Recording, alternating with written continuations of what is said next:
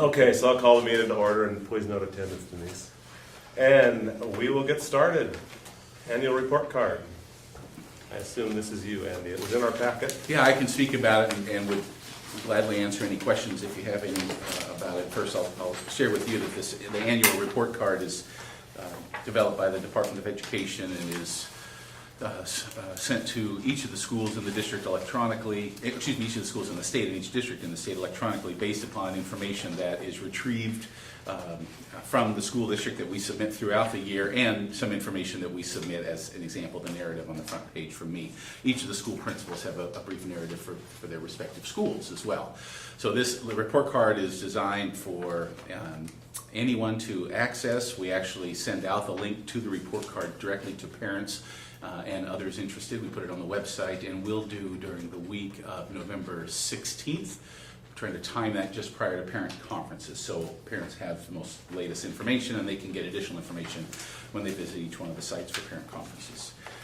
So the report card actually includes a number of pieces of information that I think are very good to know. Some of them are actually indicators for student performance, especially when they get into the student performance realm on the third and fourth page.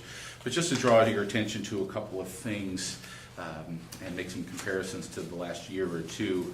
Very proud through Dandy's leadership and that of the principals as well that we're nearly at 100% again with highly qualified teachers in the district, and I can assure you there are multiple schools, districts in the state that figures in the 60-70% range. So the fact that we continue to retain highly qualified teachers I think is really a great sign of who we are and what we do. You can see the per pupil spending on the second page. I do want to draw your attention to an error in 1314. It shows the district was $11,447 per student. That figure is actually $9,481 per student. That one caught my attention and is not accurate. What was that number again? At 9,481. We I guess struggle might be too harsh of a word, but when I take a look at the race and ethnicity of our students and staff members per year, we have struggled with this over time, and that is that our staffing does not proportionally match that of our student population. And so, we work hard to attract Hispanic, Latino educators in this district, but it's a challenge, especially when you have school districts like Woodburn, Salem Kaiser, and even North St. Ames who are able to draw teachers with a Hispanic, Latino background. So ours is at 5%, where our student population is more at 15%. So that's an ongoing pursuit by us. I want to draw your attention to the expulsions and suspensions for 2014-15. Both of those have actually dropped. In fact, it's essentially a 3-year drop, which I think is a good thing. Sometimes, depending upon how you interpret the information, it's not always a good thing. But the fact that we have 8 students overall that were expelled last year and 302 suspensions, and that's dropping from the year prior, I think is a great indicator. Is that mostly from the high school? Mostly from the high school. There are a couple of middle school students in there, I imagine, with the expulsions. And similarly, the suspensions are mostly from the high school as well. Yeah, Okay. We're not trying to manage that indicator, are we? Manage that indicator? Yeah. No. We don't know until we see them. Good. Yeah. Yep. No, it's a good question, though. And then on the third and fourth page, you see district performance indicators. We can't really make any comparisons to the last couple of years with this because these are the results, are based upon the results of the SBAC, the new state assessment. So while we have Oaks performance information for the last couple of years, there's not a direct correlation at this point. However, I think it's always intriguing to note the district performance as compared to the Oregon performance in English language arts and in math. You can see down at the bottom there's a comparison in science as well, and by each of the grade groupings, 3 to 5, 6 to 8, and grades 11. Our high school performance is not as high as we had hoped. In fact, surprisingly, it dropped below the state average, which doesn't make a ton of sense to me. I know Mark Hannon will be speaking with you more when he reports to the board later or next month and throughout the year. That we truly believe being the first year out of the chute with the SBAC, and that there were really some unknowns about the correct systems or the approach to take to administering the SBAC at the high school, that the kids at the high school just flat out didn't perform as well as they should have. We don't have, at least at this point, any other indicators than that to share. Because if you take a look at sort of over time, the trend data over time with our high school performance, our high schools are outperforming the Oregon average consistently year after year after year, including the comparison districts of other similar sized high schools. So this one is an odd one, and we can't put our thumb on why it is. If you take a look at the elementary and the middle school performance, they'll continue to outperform our district like schools and above the state average. Andy, what's the level 1, level 2, and levels 3 and 4 mean versus the did not meet, met, and exceeded? Right. The level 3 and the 4s are the. If you take a look on the left, Tim, it's under district performance. It says the Smarter Balanced Alternative Assessments have 4 performance levels, where 3 and 4 are meeting the standard for school and district accountability. Oh, okay. So the 3s and 4s are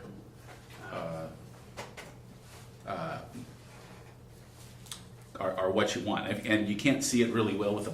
Well, you guys have color, I guess, but the light colored, as an example, students in grades 3 to 5, those with levels 3 and 4 are 58.8% for our district. I'm looking at English language arts. Level 2 was 23.1, level 1 was 18.1. So level 3s and 4s, I guess you could equate it to as met and exceeded. Level 2 would be nearly met, and level 1 would be did not meet. Okay.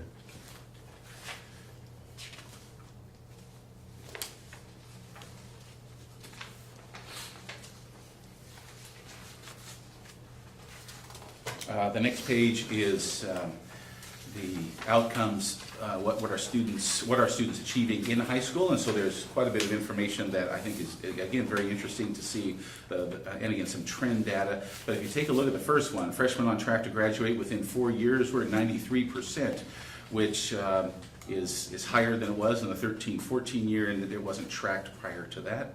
Overall graduation rate is at nearly 82%, 81.5%, and if you add in the 5th year of cohort graduation, that group of students, we're as a district at 93%, which is really quite impressive. Both of those are at or above our comparable districts, especially those around us in the Mid-Willamette Valley. And then students continuing their education after high school, we're at 65%. Again, all of these figures are above, some of them significantly above the Oregon performance, and all of them above similar sized districts as well. Andy, what was the mythology that changed on the dropout rate? Why are we so high?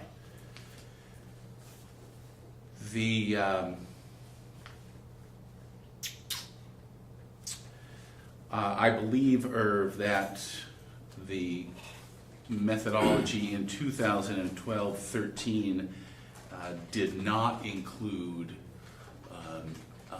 alternate diplomas or students that would have otherwise or did otherwise enroll in GED programs or some other kind of coursework. I believe that's what the change. Danny, do you remember That's what my that was? understanding. So that's why it's so much higher. Okay.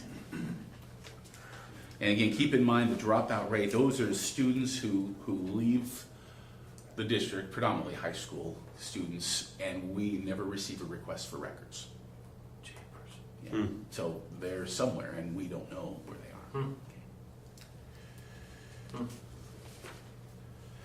are. The last few pages are really more informational than anything, especially for the community members and you as a board as well, that provide a number of supports related to each one of those. So school readiness, academic support, academic enrichment, etc. at the elementary, middle, and high school.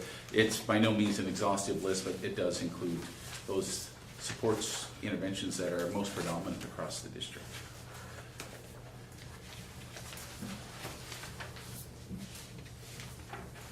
So good information, but also indication that we still have work to do.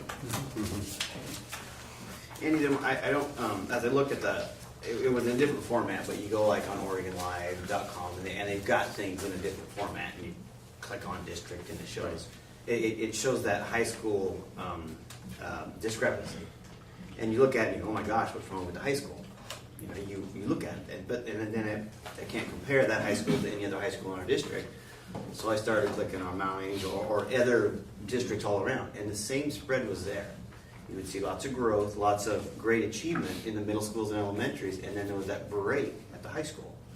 So I wonder if it's some way, there's something there in the testing, or that's what I saw, because it was everywhere. Because you were seeing all this great achievement, and everyone's on track from grades K through 8, and then all of a sudden things look different in the high school. And it wasn't just here, it was just on the few other ones that I surfed around on. I thought, there's something going on with the way they're compiling the data, and I just left it from there. I wondered if you guys had noticed that too. Well, I noticed that just in the general results. As an example, with math, our performance was at 28.8 at level 3 and 4, where the state average was 31.6, and 31.6 is really nothing to boast about at all. But what I can tell you is last year was a transitional year in that students were still eligible, or excuse me, they were still allowed to use their OAKS scores from their freshman and sophomore years had they taken the OAKS.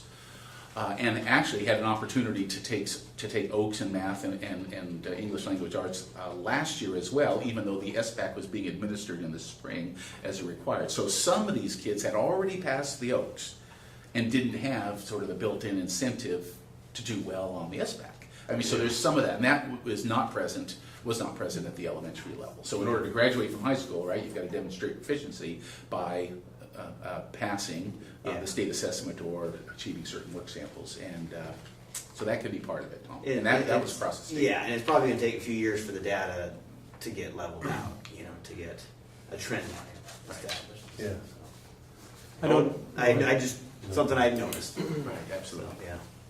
Well, I just wonder too if it has something to do with, like, on the math anyway, the new Common Core requirements, and these kids haven't been taught any of that stuff up until the last year, probably. That's a fact. Or the last couple of years. So I wouldn't expect an 11th grader to be able to get that stuff just like that. Sure. I mean, I've seen some of the problems, Right.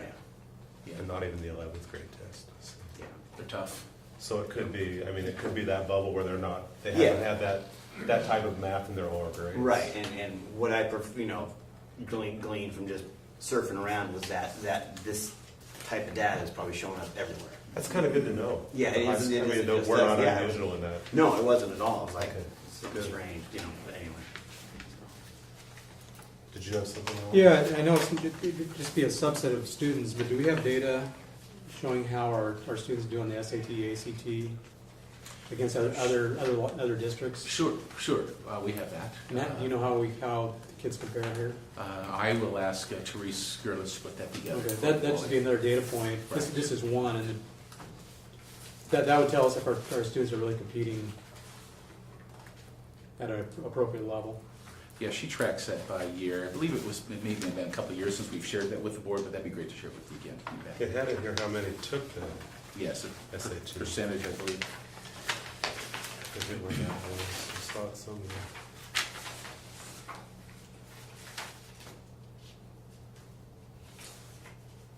Oh, students taking the SAT, but it doesn't give the results of that. Right. So. Yeah, we'll get that for you. Okay, thank What you. was being done by the district to attract other, you said the Hispanic, Latino teachers and that? So what's being done to attract them? Well, not a heck of a lot out of the ordinary, other than what we would typically do with our job fair and advertising for bilingual teachers. We do have, within the collective bargaining unit, especially with the classified associations, some additional pay for anyone who's bilingual. And so, not a lot. And I think we can do some more in that arena too. I'm not sure, Dave, if you have any more thought about that. Yeah, I mean, it's a shortage throughout the state, and it's a topic of conversation coming out of ODE in terms of an equity lens, but what they're finding, it's a nationwide issue. There are just not enough. Is it for Candidates. bilingual mostly, or capability? They're not even, they don't even frame it in the lens of bilingual, they frame it in the lens of ethnicity. So African American, Native American, any of those, that minority populations are not well represented in teacher education programs, therefore they're If they're not not there. graduating with the degrees. Then you even have people from Salem Kaiser, they go to Arizona job fairs, they're going to Texas, and just nationwide, there's a huge shortage of teachers of all ethnicities. That's, So, because I just wondered if we have 99.9% highly qualified teachers, I wasn't sure why it would really matter, other than, It doesn't. so, well, okay, that's what I was looking at. Isn't it? Yeah. It's a bureaucrat thing. I think just from an ethics standpoint. The equity and, lens, like Trying Andy to said. get that, yeah. Yeah, okay. Any other questions on this? Okay. District communication plan, also had a couple things in our packets on Let this. me get Linda going on the phone because we just talked.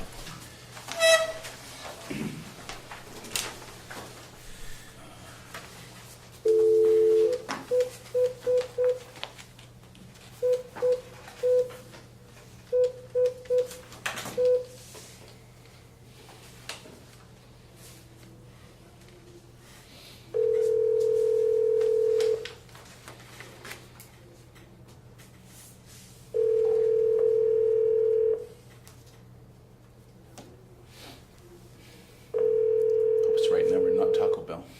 This is Linda. Hi, Linda, this is Andy. Hey, Andy. Can you hear me all right? I sure can. Okay, I've got you, the telephone right in front of Tim Roth and the entire board. So welcome aboard. Tim's just about to start with this agenda item, and then we'll lean on you a little bit for some input to help with the discussion. Perfect. Thank you. Hi Linda, how are you? Good. Tim, how are you? Doing good, doing good. Andy said you had kind of a follow-up to the thing that we got in our packet that came from you. Did you want to start with that and then we'll go from there? Sure. What you should have in front of you are some recommendations, but along with that, you should all have a copy of the communication plan draft that Andy and I have been working on with the administrative team. Yeah, we'd have both those. Yeah. Perfect. And if we can just look at the recommendation document first, with That's the board this. involvement. What I'd like you to consider is adding an item to the communication action plan that specifically targets board communication outreach. So do you want to walk through the document, or do you want me to just give you a second to look at the conversations from the inside out? We could go ahead and walk through it. Okay. So what I have this conversation with school board, like I had with you, is how are we involved now? How could we be involved? And then I take your input and I put together some recommendations. And so what we talked about is how you all might be able to take a more active role in representing the district. What we're hoping to do is create a unified voice for education in Silverton. We want to engage and empower community members to support student success. And as board members, being ambassadors to the district is an important part of your role. And we also want to increase community support and funding for education in general. And that's one reason to have this unified presence. And it really increases trust among community members when the board's goals are aligned with the district's goals. And when people see that the board and the district leadership is working together, it really enhances trust and a feeling that education is in good hands with all of you. And so based on our conversation, well, I just stopped there. Does anybody have any comments or questions or additions to that, those first steps? first set of bullets? I think we're good. I think no news is good news, right? Yeah. So I have put down a few ideas for making the board communication commitment a little bit more formal. And the first is to create a specific school board action item on our communication plan that outlines the types of outreach that you're all willing to participate in throughout the school year. And what that would mean is asking each of you to commit to a set of specific activities. And I would suggest that you create a board agenda item where you all report out on what you've done over the last month to represent the district. And also to start featuring you all in our newsletter and our social media and the website and our town insert. So we often, we highlight teachers and administrators and students, but we probably haven't done enough to really incorporate the board into that voice and that presence. So I'd like to start interviewing each of you, and usually by interviewing I send you an email with some questions, and Tim, you just did this for me. Asking you why you're on the school board and what your hopes are for education in Silverton. And so those are my recommendations, and I'll stop and ask if there are any questions or thoughts on that. Okay. No, we're good. Moving. Some of the things you all came up with, ideas for how to be engaged in the community, were scheduling visits to schools. And what I would encourage is for those of you who are parents, is to visit schools where you don't have kids as well, because that really says something that demonstrates that you're interested in education beyond your family unit, and I think that's really helpful. So also when you show up at parent-teacher club meetings, you might get a few suspicious looks initially, but if you are able to share that you're there because you're interested and you care, eventually it really supports a stronger trust building. So that would be an option. If you all help share the We Are One video, whether you use social media or you can do that via email, and say something about it in your own words, why you think it's important, what it means to you, that's a great message as well. Andy and I talked about this next one, being available to talk about school-related issues at community functions and events. Oftentimes what happens with school board members is they get cornered sometimes with very school-specific complaints or questions. Someone will hunt you down at a party or a community event and say, I don't like the parking situation at my kid's school.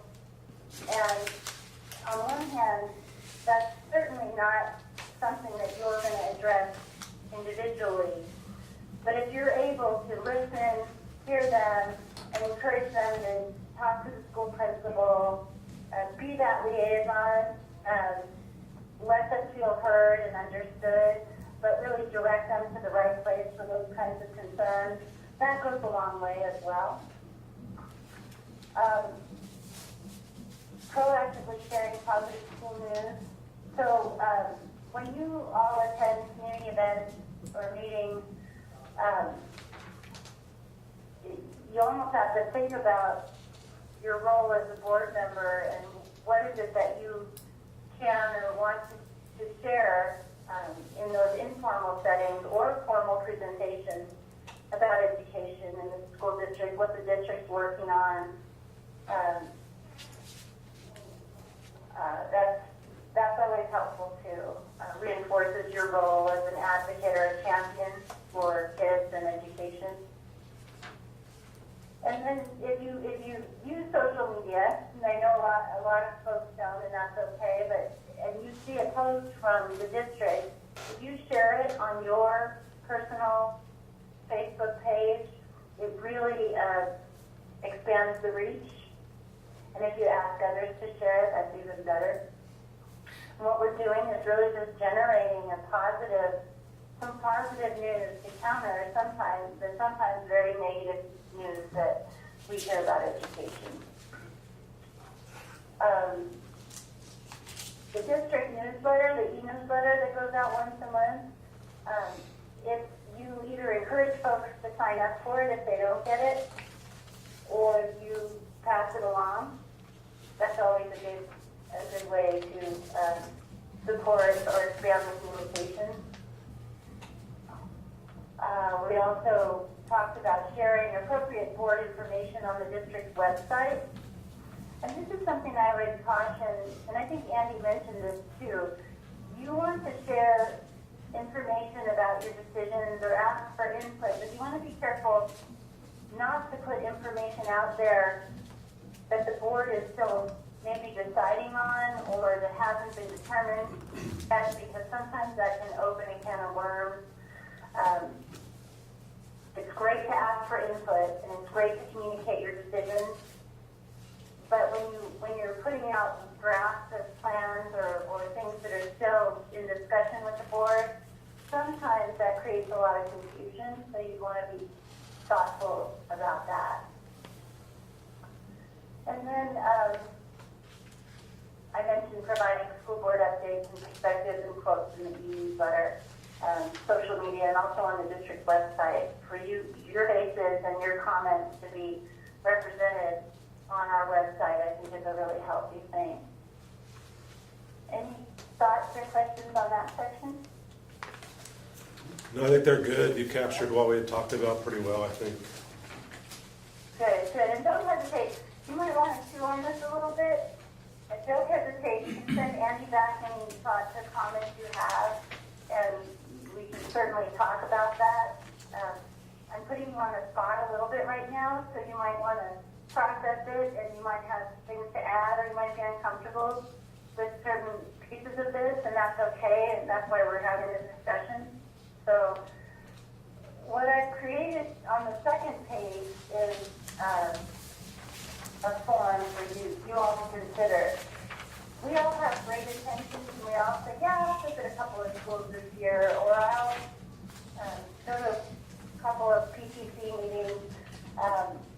But if you want to fill out this form and check off the things that you're most comfortable with, and I would encourage you each to try and take at least 2 or 3 things and make a specific commitment. These are the things that I'm going to do to support communication for the school district, for education, for students. And I think it would be really healthy for you all to talk about these, spend 10 minutes at each board meeting, talk about, any interesting outreach ideas. Did you have any experiences? Did you get feedback from the community? And what did that look like or sound like? So this is just a good way to keep yourself on task for these types of things, and also knowing that you're going to report out monthly to each other what you've been doing, and it's a great way to really get some feedback from the community, to hear what they're saying, to bring it back to the board, and it could spur a discussion about how you want to either address it if it's appropriate or respond. And oftentimes you're going to find there are a lot of common themes out there. You'll come back with very similar feedback from community members, and that's always really helpful to know if there's a question out there that's resonating with a lot of people and you have an opportunity to answer it. We might do that, whether it's in a school newsletter or an email, or it could even be an article in our town. And so, to wrap it up, what I would suggest is that you consider this, and then if you decide you want to take this on,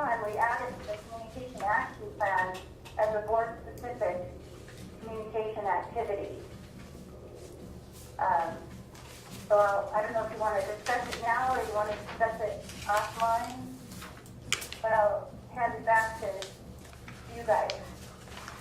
What would that look like on the action plan?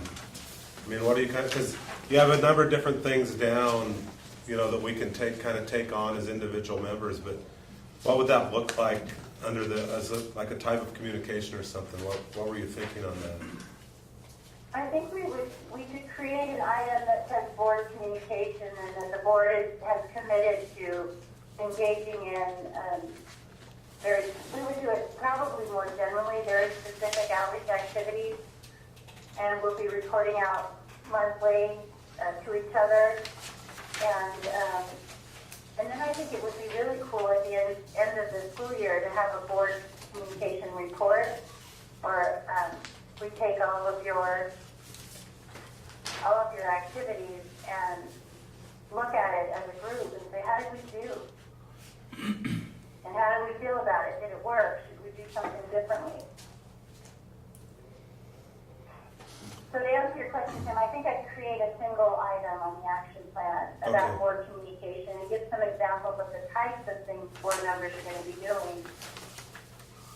Okay. And then we could look at it at the end and say we think we met our goal. What do you guys think? I think at this point, I prefer this to be a voluntary participation. And then we could reassess it down the line and see, well, how do we do on a voluntary basis? And if we need to make it a mandatory or something that has to be an item that we might want to make it less voluntary, we can address it at that time. Yeah, I kind of agree. I think we ought to encourage some of these things, but I don't think we need to make as rigid as what's being. I don't want this to be about the board. I want it to be about the district. I don't want the focus to come back to us on how we're doing. I want to know how the district's doing, how the kids are doing. So, yeah. Well, I think a lot of the stuff that's in there is already done, so, by people either voluntarily or, the newsletters and that stuff's already happening anyway, so. But I like the idea. Oh, go ahead, Linda. Well, I was going to say that's probably true. You're doing a lot of it. This is the way it's just documented and captured. So, and everything you're doing is voluntary. So I totally respect that. I think what happens though is we tend to there's an accountability piece. It's just our human nature. If we know that we're going to check in on it regularly, it really keeps us on track personally. So my guess is that what this document would do would be capture what you're already doing and might make you think about trying a few other things. But it just creates this momentum when you talk about it and keeps you thinking about it. And I know your world are so busy and that the months fly by and it's so easy to let these types of things fall off the plate. And we all do that. So. Yeah, I agree. The thing that I would like to see, and I know we have guys, some of us are doing a lot of these things already, but the thing I would like to see and that I kind of see as the purpose of this is for us to be able to talk about the district more in a public setting.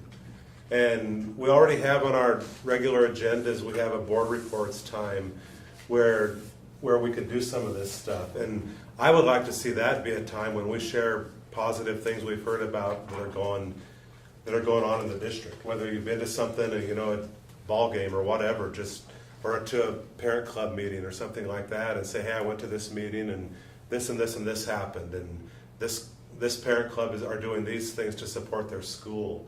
And I think, to me, that's the really important part of this, is that we're sharing positive information and feeling really free to talk about that in our meetings. I think we need to do that more. We hear so much of the negative and so much we're just dealing with stuff all the time. And I think to share the positive things, you know, or if we talk like your communication plans, I'm talking to somebody at a community event who had something good to say about the schools. I mean, share stuff like that, I think.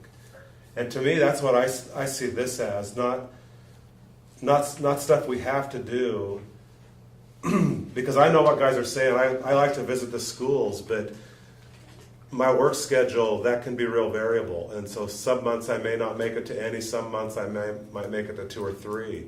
And so it's kind of hard to say I'm going to have this part done by this time and report on it at this meeting. That I don't know. I'm not sure if I'm phrasing what I want to say right. Ron's thing about being a little more informal, I can see his point on that, but I also can see the point of having it a little more solidified where we really have these things in our mind, at least to bring up things to talk about, positive things at meetings. I don't know if that made any sense. And you may say just once a year. You may say, I'm going to visit a school once a year, and that's fine. Or you may say, visiting schools doesn't work for me, but I am going to share social media posts, or I am going to forward the e-newsletter, or, I try to put in enough options to work for people. And you're right, Tom, the most important part is that observations and feedback part of that form, which is, what did I hear, what did I learn, what did I see? And that's good and bad. It's not just a shiny polish on things. It's really, I heard parents are concerned about X, Y, and Z, or I still think we have some work to do around something, or there's some misperceptions, or there's some real things we need to address. So really, I agree that that's the most important part of having that dialogue. What are we hearing from the community, and do we need to respond? One more thing too, and I think the fact that Linda did create this piece, it does bring awareness, to what we should, and we do, on a regular basis here, and it does help to hold ourselves accountable. So the fact that we do have something tangible to look at, almost like a monthly report card for ourselves, should be enough at this point to keep our awareness, on the table. Yeah. But that our participation does need to be just a little more fluid, in my opinion, and maybe less rigid at this time. And then, like I said, we can come back, we can talk about our victories on a monthly basis. And if we need to address it down the road and say, well, let's bump up the level of participation, at least we have a talking point. Maybe maybe need to look at it more like a to-do list on your refrigerator. That's always there, and you look at it and you realize, I haven't got to any of those. I need it's just a constant reminder of some good things to do that need to be done.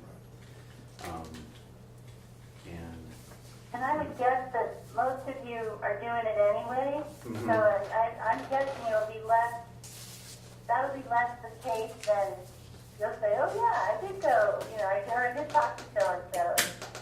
I mean, I think that's the nature of what you do as school board members, and so it is often a way to capture it versus it's not at all intended to be punitive at all.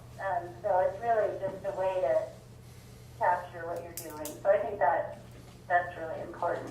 And sometimes when you sit down and you look at it, it's like when I do a status report for a client, and I realize I really did a lot this month for that client, but I hadn't really thought about it in those terms until I forced myself to sit down and think about it. Yeah. I like the idea of putting a section in the communication plan about the board. I think that would be well received. I do too. And I don't think it pins us down to anything.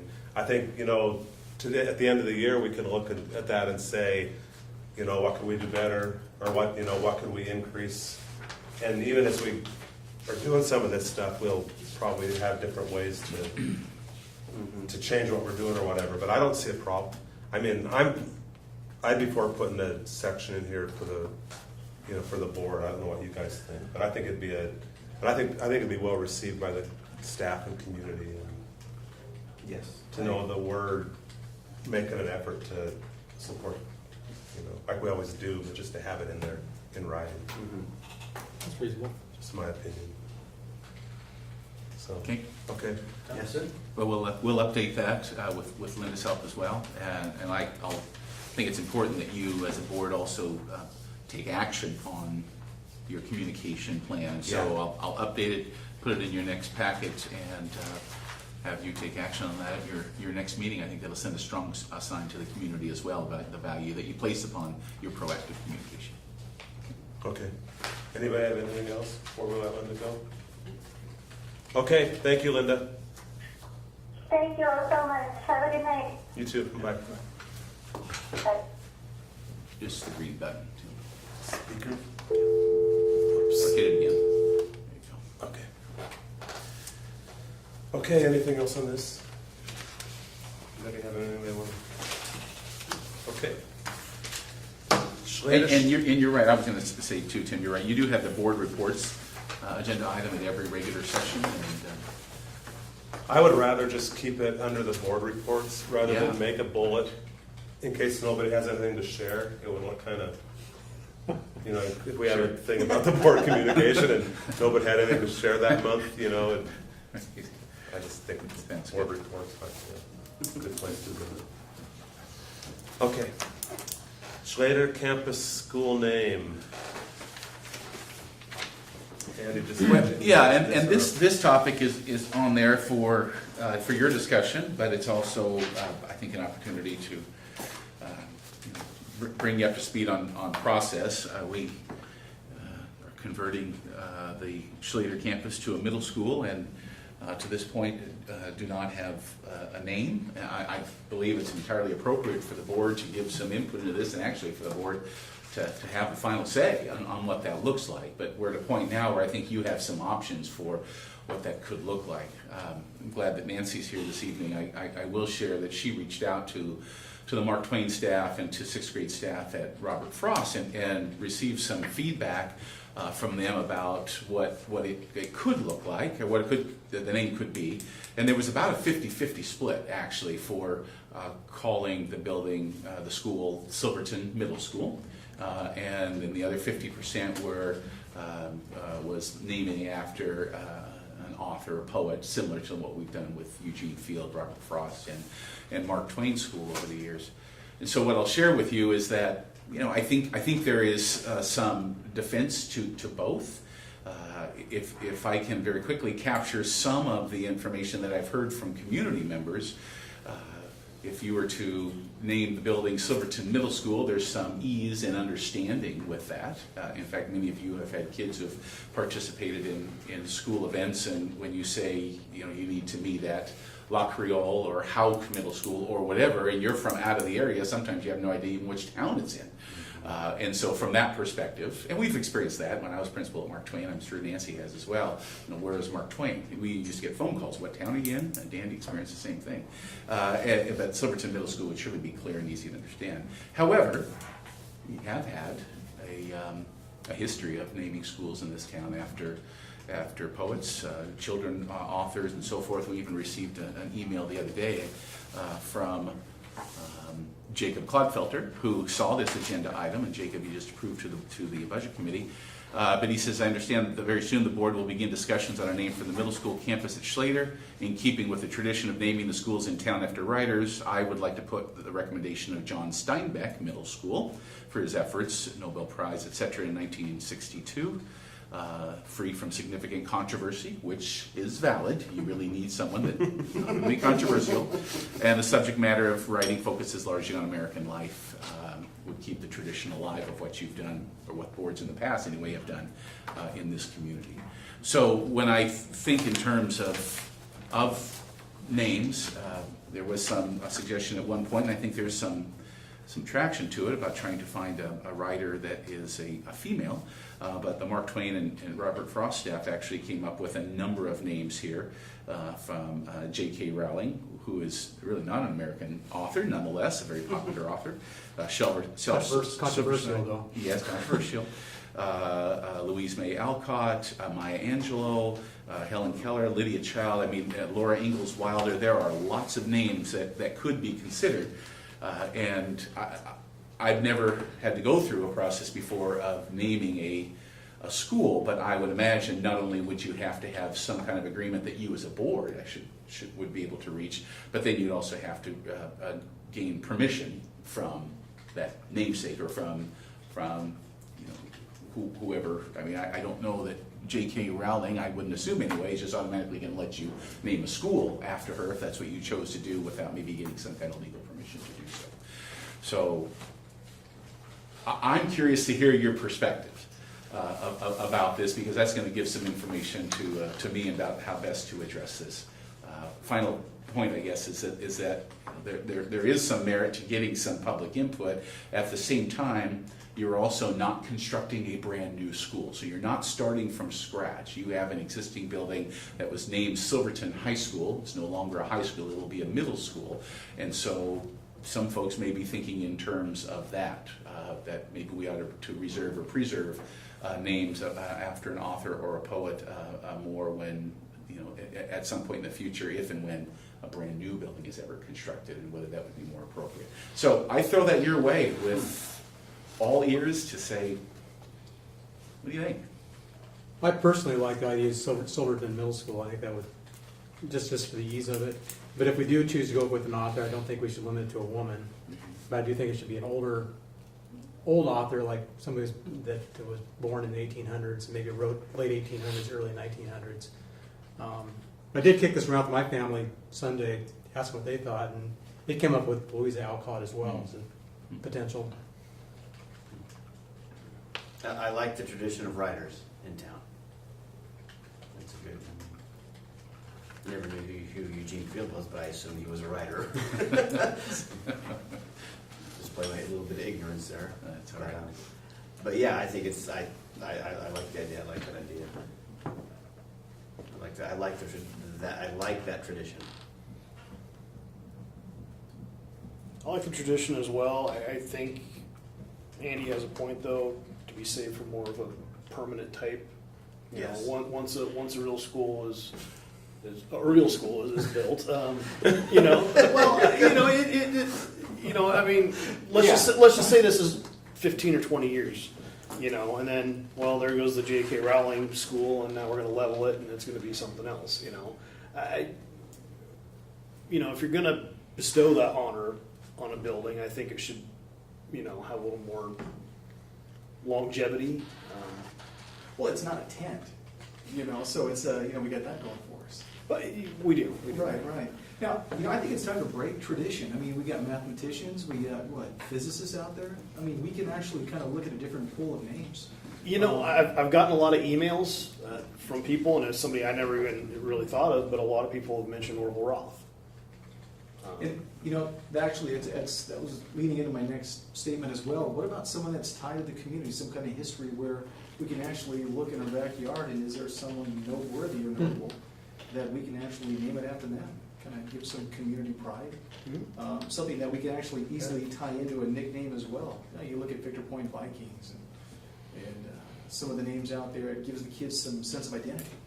So when you've got this schools that are competing with one another, Silverton Middle School, Raiders, I don't know. It's something that we can find a name that not only is going to appease the local community, honor one of our own, but also give the kids some source of pride and identity, and something the community is going to rally behind, in my opinion. I like Silverton Middle School, or something along those lines. I think a lot of times you name it after somebody and it really doesn't mean much to a lot of people. I don't know. I'm probably not very cultured in that area, authors and things like that. So I don't know. I've thought about this quite a bit too, and I just kind of liked the Silverton Middle School or something kind of generic along that line, whether it's Silverton Middle School or some form of that. Yeah, and I don't know what you did about the mascot thing, but Is the intention to keep the Vikings? Yeah, I think we'll lean on the staff for that, lean on the Mark Twain staff and maybe even students to help with that distinction. been a whole cost there with uniforms and. Right, right. You know, I think that Silverton Middle School just is simple. It's, as Orville would say, number one problem in America is communication. Number one solution in America is communication. So, like Andy explained, I can't tell you how many times we went to kids' games and you're at the high school, you're at the junior high, you're at the grade school. So it's so nice just to be clear, concise, and define Silverton Middle School.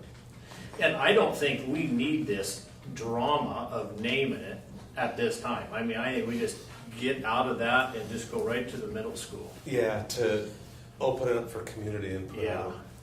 Would it be, well, there's kind of two questions.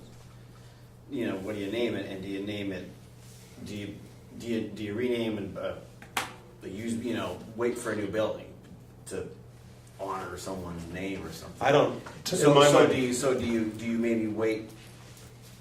Do you That say, won't be any of our let's wait problems. let's wait to rename it after an author or somebody, or maybe not, to answer that question until there's possibly a new building there in the future. You mean at this site? I'd say once we're at this site, it's Silverton Middle School. If we build a new Yeah. elementary school, yeah, I think. Right, then you would possibly, Yeah. but I don't know, I'm just, there's kind I of, there's kind of two questions, you know, it's like, oh, you're naming, yeah, I don't know, it's just. I would think you keep, in my mind, you would keep the name. Yeah, this No this matter site what- isn't going no matter anywhere. what building. No, it's not, so yeah, okay. You know, it's gonna be a school, even though it's Oh, yeah. modulars, it's gonna be a building and a school and staff and kids and, you know. Yeah, and every time you change a name, there's costs involved. There's more money than realized. And confusion, and you don't need any of that. I just prefer Silverton Middle School. I like Orville Roth. You know, that's a nice sentiment, but I don't know. I can't see that. Well, that might be fine for grade I school. think you need but somebody. yeah. I don't know. The only other thing I got in an email, and I'll throw it out there, it doesn't make a lot of sense to me, but somebody had heard about that or seen it, and they thought maybe Silver Falls Middle School was a little more inclusive, but all the outlying schools have middle school kids in them for the most part anyway. I think that would scare people, Mhm. that we're gonna truck all the kids into town. Yeah, well, yeah, there's always that possibility too. Yeah. Yeah. When's this going to be decided? Well, I think from a practical standpoint, the sooner that it can be decided, the better. If this decision can be made by, you know, prior to Christmas or winter break, it would be ideal. We have everything from, you know, address changes, names for reporting purposes, ODE, and a number of those things, really 6 months prior to the school opening, 8 months prior to opening is not too soon. So the sooner we can make this decision, the better. Well, let's make it an action item for the next meeting. I mean, I don't see, it's not like we gotta do a lot of, Well, we can advertise and put it as an agenda item and a discussion item and as an action item next meeting, give the public opportunity to give some input. I'm certain there's some interest at Mark Twain and at Robert Frost. Yeah, I was going to say as if we well, should hear for some more from input. the staff, or have you, I mean, Nancy, do you feel like you've got a pretty good idea of, I mean, the 50-50 or whatever? In the survey that we did, there were only 6 of the, the majority of the people were fine with not being Mark Twain anymore, and it really was like half and half on the Silverton Middle School versus another author name. So, but there were also a lot of don't care. You know, I mean, it's just whatever you're gonna do. Yeah, okay. Yeah, you have a column here, it doesn't matter to me, and you do have a number of folks who check that box. Yeah. I just want to make sure we hear Yeah. from the staff on it, because I know some of them got a little slanted. We're having a staff meeting on Wednesday, so. Okay. Does the board, I suppose it's appropriate, a board action item? I think it would be appropriate for the board to take action on this. Yeah. You know, well, the only concern I do have, you know, we just talked about with Linda about the communication piece, about building trust with the community. If we don't invite them into the process, is that going to show negatively on the board? Is that gonna be one of those here we go again items? Well, they've already participated. Well, the staff did. Staff. Staff, but the community as a whole. Yeah, I mean, Community, yeah, I mean, I think that's. I'm agreeing with Ron here a bit, I'm Yeah. kind of not finding myself. I think you want to have a period of public input. Yeah, we surely don't have to make the decision even next month. It can be a couple of months. And it's not unreasonable for us to get the word out, to let folks know that Silverton Middle School is being given serious consideration. Are there any other suggestions and input? Come to the board meeting, send us some feedback. Don't know that we have to do a full community survey or anything like that, but provide the opportunity, and then ultimately they know that the 7 of you are going to make the decision. And that you have a valid point, I believe, Ron, that if people know that you're discussing it, give them a chance to share their own insight.